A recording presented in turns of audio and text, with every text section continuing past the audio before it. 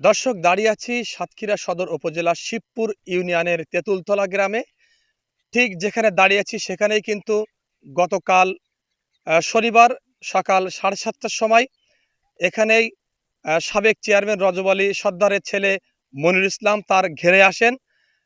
ঘেরে আসলে তার যে বিদ্যুতের তার তার হাতে জড়িয়ে যায় এবং সেখানে তিনি মৃত্যুবরণ করেন। তাকে রক্ষা করতে এসে শিয়ালডাঙ্গা গ্রামের এই ঘেরের পার্শ্ববর্তী ঘের শিয়ালডাঙ্গা গ্রামের নূর ইসলামের ছেলে আব্দুর রহিম সবুজ, তিনি মনিরুলকে উদ্ধার করতে এসে দুজনাই কিন্তু একই সাথে বিদ্যুৎপৃষ্ট হয়ে মারা যায়।